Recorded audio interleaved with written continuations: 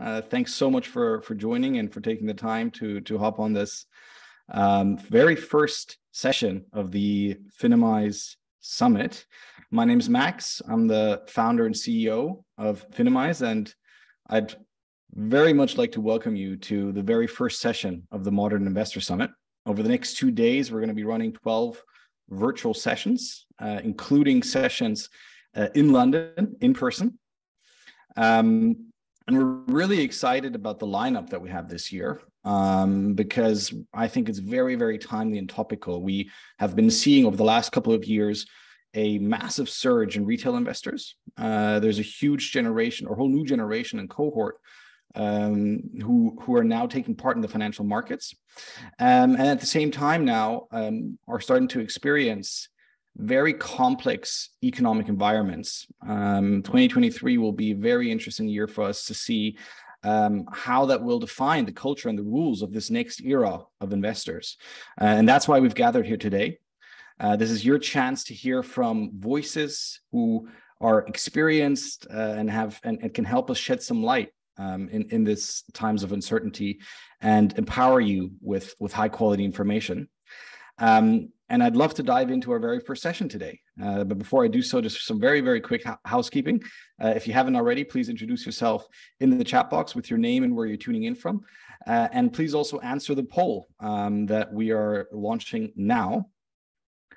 And then we'll get back to the poll in a second. So today, for the very first session, we have Sallie Krawcheck with us. She's a very special guest to open up the summit with us. She's has a very, very extensive background and experience on Wall Street, often referred to as one of the most influential women on Wall Street, having built a reputation around integrity and honest in the research that she's put out in her previous jobs.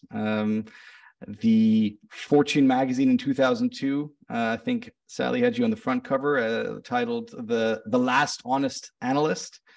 And you've been the CEO of Smith Barney, Citi Wealth, Merrill Lynch Wealth, and now, of course, you've founded Ellevest. We're very, very happy to have you. And we're going to structure this as a 20-minute discussion, followed by 15 minutes of audience Q&A. And then we can have the Q&A in the Q&A box. So, Sallie, can you still hear me? For some reason, my audio is... I can hear you. Yeah. Okay. Fantastic. First of all, thanks so much for joining us. Welcome to have. Fantastic to have you here. And how are you doing this morning? I'm great. Thank you. It's sunrise here in New York City. It's a beautiful winter morning. So I'm happy to be up and awake and with you. And Max, I'm such a fan of what you and the team have built at Finimize. So I was really thrilled when you reached out and very happy to be part of this. Fantastic. Thanks so much. So like I said, we'll just dive right in. Obviously, everybody's talking about what's happening in the economy, what's happening in the markets. So I just want to take a very high level helicopter view, leveraging the experience of your previous roles in terms of how are you looking at the current market environment? How are you looking at this cycle? Do you think this is something that we've seen before? Do you think this is different? And can we learn anything from the past? Can we learn anything from what happened in the dot-com bust, or can we learn anything from what happened in the financial crisis? Curious to just have really high level helicopter view from you on what we're experiencing right now. Yeah. Well, we could certainly talk about this for hours. I would say every downturn of any note is both the same as the downturns that came before, and each has its unique, painful experiences of each of them. This one, in some ways, feels more typical than the pandemic downturn of a couple of years ago. That one was short, it was sharp. We tend to gloss over it because we recovered from it so quickly. But that one to me was the different one of the whoa, what do we do during a pandemic? Do we recover quickly? You know, is this going to be long and drawn out? What is really going to happen to the supply chain? This one, in some ways, hey, it's inflation. Hey, you know, in the United States of America, the Fed tips us into recession when they're fighting inflation, I think something like 100% of the time. They overcorrect 100% of the time. So we'll have inflation and then we're going to have a recession because they will overcorrect, and then it will last for some period of time, and then we will come out of that. The market, and particularly for folks who are newer to the markets, will move in ways that don't make any sense in the moment. And the market will correct before, the economy gets bad. And we'll be wondering what happened? Why is the market doing that? And the market, of course, is not the market. The market is the best thinking of all the traders, all the portfolio managers, all the analysts who are out there. And they will see things before they see them because they're working at a micro basis, and it will bubble up to a macro, and the market will move before we know why. We also know the market will recover before the economy recovers. And there will be how can the market be up? The economy is cruddy. But the market, again, will see things that at a micro level that are not seen as a macro level. So in some ways, this is the same as other downturns. It has not been as contagious as the 2007 and 8. The contagion has been, the real meltdown has been confined to crypto. And there have been firewalls around it that have kept it from infecting the large banks, and therefore having, a terrible feedback mechanism. The large banks have got less leverage than they did before. They still have leverage, but less than they did before. And so we haven't seen, this firestorm of the economy is going to melt down, at least yet. We have seen real pain in crypto, but it has not jumped over to the banks. So it hurts. It's painful. It is doing what it does. And what one always has to remember is there are no returns without risk. This is what happens. The stock market has historically in the United States of America gone up about 10% a year since the 1920s. You don't get that without some downturns. And so this feels, at least to date, like a relatively typical downturn ex the crypto. I want to get back to the crypto because obviously that's also top of mind. But I'm curious, one of the core tenets and principles of having started Finimize was this information asymmetry that exists between the finance industry and the end consumers and ultimately the retail investors. You've now obviously seen how wealth clients, presumably typically ultra high net worth individuals, behave in times of crisis. And you're now also getting insight into perhaps a more mass affluent market through Ellevest. Curious, what different behaviors are you seeing, and how do you think, perhaps, if at all, this mass affluent segment might be able to apply some learnings from the ultra high net worth segment? So I'm going to do a cut a little bit differently than what you're doing, talking high net worth and mass affluent. Let me talk gender, because your participants may or may not know that Ellevest is the only wealth business that was founded by, funded by, built by, and built for women, with a mission of getting more money in the hands of women. And the perspective that we brought to Ellevest was, oh my gosh, women don't invest as much as men do. Women are giving up hundreds of thousands, for some of them millions of dollars over the course of their lives because they're not investing as much as men do. Maybe the reason for that is what the industry has said. And I was at Merrill Lynch, Citigroup, Sanford Bernstein, so spent a lot of time in the traditional industry. And our reasoning for that was always, well, women, of course, are risk averse, and we know that. And here's the evidence. And women are not as good at math, and we know that, and don't like investing and don't enjoy it, and all these reasons for it. And at Ellevest, we said, that is a reason, potentially another potential explanation for this is women didn't have anything built centered on them. And so we really built this from the ground up based on what women are looking for. And so what's fascinating, and I could, talk for hours and have and will and do and all that about how women, what they're looking for is different. But suffice it to say, we, for example, built an investing algorithm that takes into account that women live longer, earn less, die later, take more career breaks. Really important stuff when you're doing your financial planning and investing. Mm-hmm. Okay, enough about that for the moment. So what we're seeing is in real time how women are reacting to this downturn. And what we've seen on the one hand, Max, I don't have access to the numbers in Europe, we're US only, but in the United States of America, what we're seeing are massive net outflows from mutual funds. Mm-hmm. And some of that can be institutional, but, and some of that is, individual investors, retail investors. At Ellevest, we've had net inflows every week. We hit record assets under management last week. And so the research that we've heard historically, which is that women tend to stand more firm during downturns, is actually playing itself out at Ellevest right now, right now. And in fact, what is, this anecdote is not strictly true, Max, but I'm going to use it anyway. It's kind of true. We, during the first parts of this downturn, sent out emails to our community and to our clients saying, stay the course, stay the course. This is when, do not panic. This is when returns can be made. And we had women reply and say, we know that, you told us that already. And so they were like, what do we even what do we do now?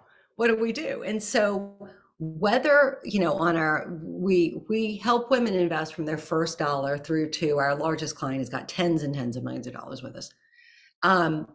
We have single-digit % attrition through the whole thing, Now, are the private wealth clients standing a little bit firmer than those who are investing their first dollar? For sure. But they're standing firm. The reason this is important is because the stock market, and obviously we offer diversified investment portfolios, but let's talk stock market for a second, historically has done this. Some of us think it's done that, but it's done this. And so all you're doing when you're investing in a down market like today is historically you've been investing when you're below the trend line. And so the returns you get from these dollars historically have been higher than the returns you get from those dollars and those dollars, right? And so on.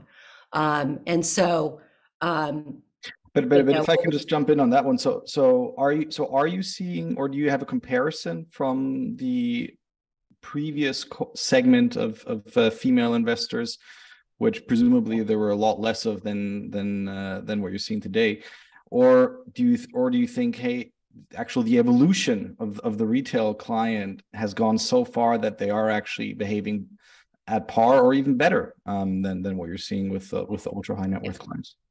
No, I know what you're fishing for. I know what you're looking for. But what I would tell you is that the research shows us that women have always stood firm, that they have not traded as much as men have. They have not traded as much in good markets and bad markets. And that has actually led them to outperform. I know I'm going to get all the comments in the box about but by trading less, making fewer decisions, looking at their accounts less, that women have historically outperformed men in investing by about 1%. And we all know it in these markets, right? You look, I only invest for the long term. If you're investing in equities, it should be for the long term. I have not looked at my accounts since the spring. It's there for the long term. If I look, Max, it's just going to upset me.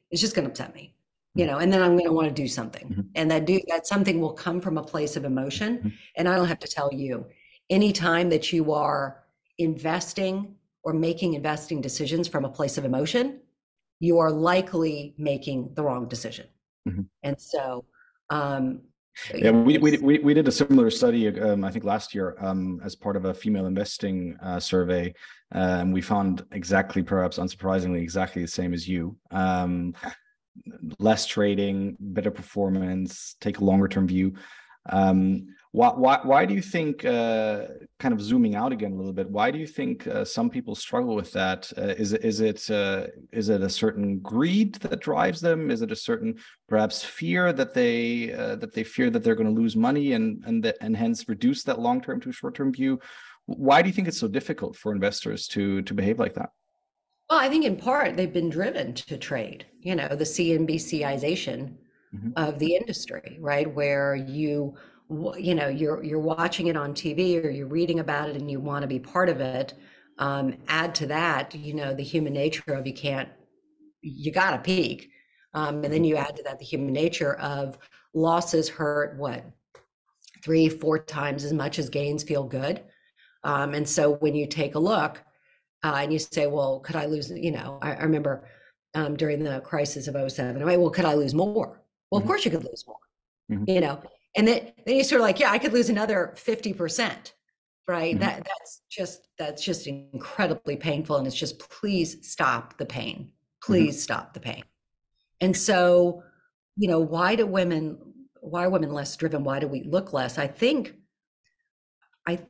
part of this, if I'm going to back up and get really controversial, go for it.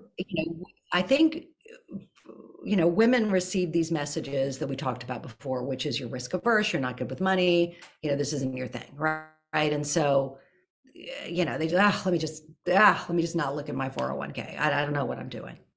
Men receive the opposite message, and men can receive the message that they are good at this. They are, they're supposed to be good. They're supposed to historically be the breadwinners of the family. They are the investors. They are the ones on whose shoulders this rests. Historically, and even today, women will outsource that management of money to the men in their lives. And so they carry this weight of, this is my responsibility and I'm supposed to be good at it. And you then turn on the TV and you see traders screaming at each other, and you should make this trade and that trade and the other trade. And the pressure is there to do something, as opposed to, hey, I've got a diversified investment portfolio. It was put together thoughtfully. Do I need to rebalance? I may need to rebalance. Fine. But in terms of making big shifts, I think there's just more pressure. There's more pressure on men than there is on women, I think. And so basically what I'm hearing is, except for the rebalancing activity, what you're saying is, yes, we're experiencing a downturn. Yes, there might be more losses that you would see unrealized, at least in your portfolio, but stick to the course and don't get distracted by what's happening, because we are in this for the long term. Is that a fair recap? Assuming you put together a thoughtful, diversified investment portfolio to start with, assuming you did that, then, and I don't want to gloss over it, rebalancing is a beautiful thing, beautiful, beautiful thing, because it forces you to buy low, and forces you to sell high. Can you just explain for the audience, what is rebalancing? Sure. So, let's say you put together a 60-40 portfolio, 60% equities, 40% bonds. Equities go down. And so let's hold bonds, firm for the moment, but equities go down, and all of a sudden you don't have 60-40, you've got 30-70, right? Oh my gosh. Well, at the moment you are panicking, and at the moment you are, I hate equities, everybody hates equities, I'm scared, I'm nervous, I'm hiding under my desk. The rebalancing tells you need to be buying equities in order to get back to the 60-40. You got to get from the 30s, and you need to be selling bonds, which may have done better, in order to rebalance. And so when every fiber of your being is telling you to panic and get out of that equity class, you're being forced to buy it. So you are, by your nature, betting on a reversion to the mean. And one of the most powerful things in investing is reversion to the mean, that, stocks or bonds get completely out of whack because of emotion. And if you can, counter that emotion, you are the Warren Buffett of our time, right? That is his great genius is, he has no emotion. And so buys and sells securities based on a complete lack of emotion. And secondly, he saw a long time ago the massive power of compounding, and that earning money on your money, and then earning money on your money on your money, and then earning money on your money on your money, and having that patience is one of the greatest, one of the, I think Einstein called it the eighth wonder of the world or something, or I Yeah. read something he did. Yeah. And speaking of diversification, we touched on crypto. What is your view on crypto? Is that part of a diversified portfolio, or is what we've seen basically the beginning of the end? Yeah. Well, it sure hadn't worked out as an investment the way it was supposed to do. And the promise of crypto as an investment, let's forget about the utility of it for a second, but as an investment was that it would be a diversifier. Then why in the world would crypto trade with, in line with equities? As it turns out, it was an accelerant, and that it was, essentially a leveraged equity portfolio. So its promise as an investment does not exist. In addition, there are today no fundamentals behind crypto.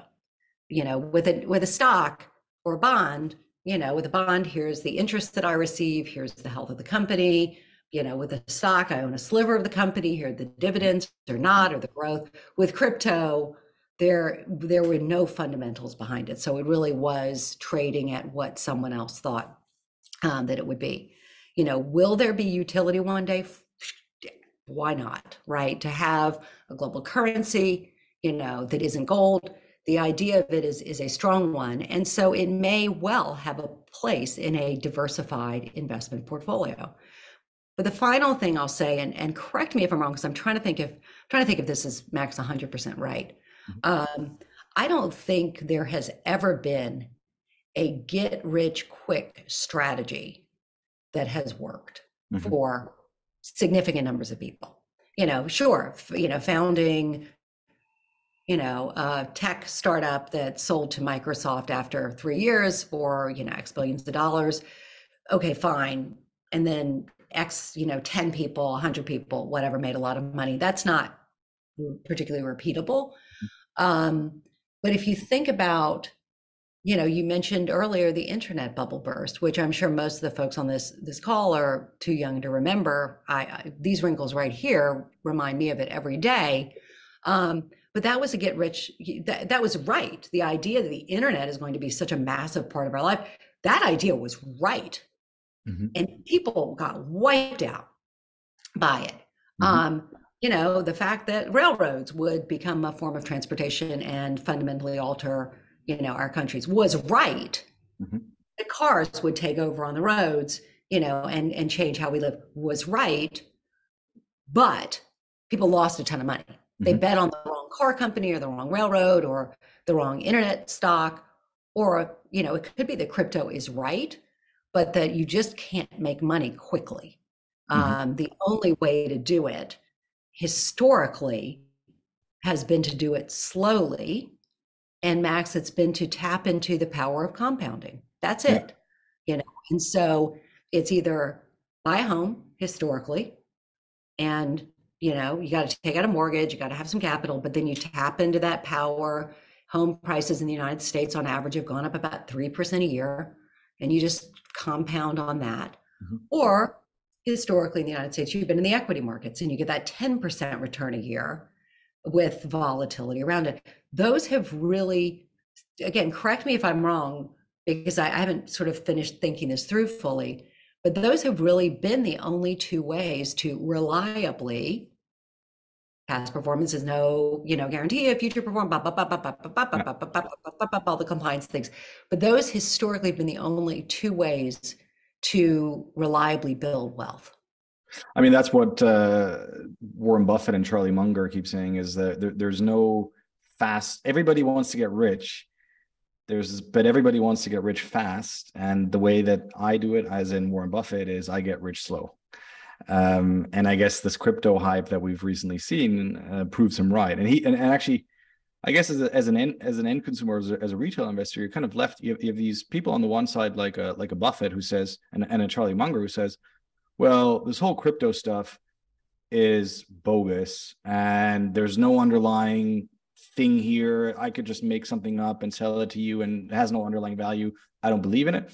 And then you have other folks like, for example, Cathie Wood, who says cryptos, or Bitcoin specifically, is going to hit $1 million by 2030, which actually would imply that you could, if you were to invest today, that you could get rich quick. So I think you're a little bit confused then as an end consumer, and I'm curious how you would clarify or resolve some of that confusion. Hello. And then I'll open it up for questions. So if I see there's a lot of questions in the Q&A box already, but just curious if we could sort of wrap that crypto conversation up, because it is so top of mind for everybody. Well, they don't have to both be right, do they? You know, there's no rule, there's no law that says both of those people are correct. Though they may be. You know, it's so tough with Warren Buffett and Charlie Munger, because, and I've even felt a little bit, because these bubbles, these, you know, I don't want to say bubbles, but big growth spurts come along. And if you've been around for long enough, you're just like, oh man. And then you just feel like such a freaking old person, you know? Well, Sonny, back in the day, when the internet bubble burst and blah, blah, blah. And I remember, you know, when crypto was going up every day, I'm like, oh man, you know, now I'm just going to sound old. But it's hard to argue with the diversified investment portfolio. I mean, Warren Buffett obviously picks stocks, but for us as individuals, diversify, put in a little bit out of every paycheck, you know, get the asset allocation right according to, you know, what your time horizon is, and just ride that. Kathy may be right as well. I have no idea, you know, but calling individual stocks or categories of stocks, sure, it could go up to that level. It may not, but that's a stock call to me. And she could well, in fact, be right. The one thing I will add, what we do see, particularly for more high net worth, you know, and executive level individuals, is their crypto bet is more often on the stock of their company, that they will receive, whether it's restricted stock or options, you know, whether it's a startup or, you know, a corporate. And I think one of the biggest mistakes we see is they hold on to that and they don't sell it. I did that with Sit-Through. I was given the equity. It was the biggest form of my compensation. I didn't want to sell Max, one, because I was inside the company. I'm like, things are going great here. And two, I wanted to show my loyalty for the company as well, you know, by being part of the team that didn't sell the stock. And so I lost my diversification without realizing it. And, you know, when the stock went to essentially zero, it was a long day, a long hour, let's say that. But what we see with people who have restricted stock or options in their company is when it's going up, they don't want to sell it. Right. Because it's going up. I have this inside perspective, you know, I can see this, you know, for once, it's not me versus the folks on CNBC battle, you know, trying to outwit each other. I actually can see all the good things that are happening. What they don't see often is the outside forces as well. You know, they're just seeing one portion of it, the tail of the elephant. What they don't see is what the competitors are doing or what the interest rate is doing it. And so then, and certainly we've seen many individual stocks, particularly in the tech industry, collapse. What we then see from people is, well, I don't want to sell because it collapsed. Right. Oh, by the way, when it's high, they don't want to pay the taxes. And then when it's low, I want to get it back. And I would just urge folks to think about that hard, because, you know, you should, you know, getting from that into a diversified investment portfolio is almost always the right call historically, almost always. Of course, there are examples of my company did, you know, take over the world, but in general, getting yourself out of that is a good call. Okay, fantastic. I'm just looking at the Q&A box. There's a couple of questions that I want to make sure we get an opportunity to talk about. So one question here is, what would Sallie's advice be for new retail investors whose introduction to markets might have been via some unhealthy trading in memes, etc., but want to continue their journeys? There's a couple of other questions that I think are going down the same route in terms of what is a healthy way to approach investing if you're early on in your journey. Yeah. Look, so first of all, I am not at all against investing for fun, investing in meme stocks, investing in crypto, investing, you know, in you know, the stock of your buddy who, you know, things seem to be going great over there. No inside information, obviously. I would just urge you to do that with the money you can afford to lose. And absolutely, positively, 100%. You know, the first step you want to take in investing is to invest in that 401k at work or the retirement offering at work, the IRA, and diversified investment portfolio based on what your time horizon is, and you got to take care of the basics. I would then invest in, beyond that, and if you've got more money to invest in additional diversified investment portfolio, again, 60-40 may be right for you. And that's going to be some percent of every paycheck, up to 10 or 20% of your take-home pay. The rest of it, please use with money that you can play with, afford to, increase, go down. That should not be part of your financial planning. And it should certainly not be part of your retirement planning either. But don't let, what's been a tough market, obviously, discourage you. Indeed, the money that you invest today, if history is any guide, is going to be worth a lot more, than the money that you invest next year, or the year after, the year after that. And so because one of the other questions is around someone who has a strong income but is also at the start of their investing experience. So if I understood you correctly, essentially this concept of dollar cost averaging, 10 to 20% of your monthly income, you would continuously invest no matter what. And I'm sure a lot of people have heard of this concept, but just in practice, some of the practicalities, right? So which day do you pick? Do you have to do on the 25th, or could I then do the 26th, or does it have to be the same amount? Like how do you do it in practice? I certainly wouldn't get too precious about it. Look, the question we're often asked is, well, I got a bonus, and do I invest the bonus all at once, or do I dollar cost average the bonus in? And historically, I always thought, well, you dollar cost it in. What if the stock market goes down, the day after? What the research actually shows is you invest it all at once. The stock market is upward trending. And so therefore, in order to get advantage of that, you want to, get invested as soon as you possibly can. I know that feels weird to talk about today, where the markets feel so cruddy, but historically that has been the case. And in fact, and Max, you've probably seen the numbers, you could have invested on any given day since the 1920s in a 100% S&P 100 portfolio.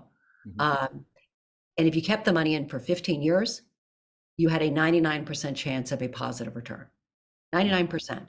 And that's any day. That's, the day before the crash of 87, or the day before World War II started, or the day before the 1970s stagflation, or the day before the internet bubble burst. I think like almost literally the only time that hasn't worked is if you invested the day before the great crash of 29, and maybe also 87, because it did not recover within the 15 years, but historically it has. Now, that's a 99% chance if you just put the money in and sit there. If, Max, you put the money in and you have a recurring deposit, I haven't done the numbers, but it's got to be 100% chance historically of a positive return. That's how powerful the stock market is. That's how powerful it's been. Because I guess I've heard this research, or I've seen the research around it's better to invest it all in one go. But then oftentimes the pushback or the question then becomes, well, that's the average. And mathematically, the average doesn't necessarily mean that you would be the average. You could be that one person where the average doesn't apply. So what would you say to that person? Of course. Well, and again, past performance is no indicator of future results. You cannot guarantee the future results. So Max, it could be that you are the one person who gets the negative return. And by the way, then, I don't know the negative return meant you went to zero. By the way, the negative return could have been negative 0.5%. But it could also be the stock market never has a positive return again. That could happen, right? Or the bond market, is in a bear market for a decade. That actually could really happen, by the way. that one we should talk about and think about a little bit. So none of this is without risk. None of it. Which is why, it is typically on average, you want to be doing it out of every paycheck and sort of get wind of those ups and downs. Conscious of the time, I just want to get two other questions in from the audience. I think there was one question around the impact investing. That obviously was a huge topic. Then the crisis or the downturn started. It feels like it feels. I don't have any data to back it up. Less people are talking about it. Is it still top of mind, or perhaps over here? Yeah. Great question, Max. And I'd say over here in the United States of America, people are talking about it. You know, we can in the United States of America politicize anything. And so indeed, impact investing, ESG investing is being politicized. As woke investing, there have been letters sent from, you know, our representatives to lawyers telling them that, you know, they should be careful about the advice they're giving for ESG investing if they're giving up returns. So back up, you know, the pushback on impact investing has always been you have to give up returns in order to financial returns in order to have impact returns. That's just, in our opinion, in my opinion, just not the case. There is no particular reason that if you invest in a company, you know, that is working to improve the environment, that you have to give up returns. For the S in ESG, the social, it's fascinating, isn't it? Because the research tells you that more diverse teams lead to higher returns and lower risk and greater innovation and et cetera, but somehow you have to give up returns in order to invest in them. These things don't make sense. So we are big fans of investing for impact at Ellevest. We believe that, by the way, everything you do with your money has an impact. Wherever you spend your money, you're having an impact. Wherever you invest your money, you're having it. You just don't know what it is. And so, you know, on one of our favorite topics, and again, to be a little sparky and get some comments going over in the comment chat, you know, over in the chat, you know, we have people who tell us, well, Ellevest, you do gender lens investing. I don't believe in it, you know, and I'm like, well, you're already gender lens investing. You're just investing in 98% of the companies you invest in are run by men. You're gender lens investing. You might not know it, but that's what you're doing. And at Ellevest, we try to, you know, get that ratio back over to something that, you know, is more representative of the population. So we're all investing for impact. We try to do it intentionally at Ellevest. We do not believe you have to give up returns in order to do it. Last question, do you invest in thematics? And if so, are there any themes you are focusing on? No, we tend to stick with those diversified investment portfolios in our digital offering. I can tell you when we engage with private wealth clients, the theme that we typically come back to is how do you get more money to women? And so we have a series, you know, in our, Speak Sallie, in our public equity portfolio, we'll do, you know, tilts to more to companies that are working to advance women. And in our private investments, we're able to more directly get money in the hands of women, say, you know, to women who are investing in venture investing in women CEOs, for example. The research tells us that women CEOs in venture-backed companies get 60% higher returns, you know, some ridiculous amount, because they tend to be more starved for capital. Investing in, you know, grade B real estate that's being fixed up in a sustainable way and rented to, you know, working families. So on the private side, we're able to more directly invest, always with that view of how do we get money into the hands of underrepresented groups, you know, both for that impact and also because, you know, our research tells us the returns are there. Okay, fantastic. There were a couple of questions around Ellevest in terms of geographies where people can get access. I believe you're only in the US currently, but in general, where are people able to find out more about your propositions, your services, and how you think about the world? Yeah, thank you. Thank you for asking. So visit us on ellevest.com. Sign up for our newsletter. Follow us on Instagram. You know, you'll see we come with a pretty strong point of view on some things. You know, I try to think of us as being, what if your older sister went to work on Wall Street and she came home for Thanksgiving or the holidays and had half a glass of wine too much, and what would she tell you? And so we sort of take that point of view by giving the sort of real story there. We are to date US only, so you have to have a US address in order to be a client of ours. But you can certainly, sign up and follow us and engage with us, and we'd love to see you. Fantastic. All right. Well, I think we're unfortunately out of time. Thank you, first of all, to Sallie for joining us. It's been fantastic to speak to you, to hear your view on what's happening, to hear how you think a retail investor can structure their portfolios, think about rebalancing, think about long-term investing.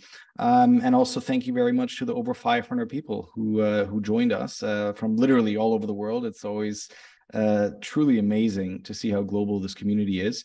We have a lot of other fantastic sessions lined up. The next one is actually in 3 minutes from now with the chief economist of the insurer Allianz, and it's all about making sense of the recession. So dial in for that, and thanks everybody for joining. Bye-bye.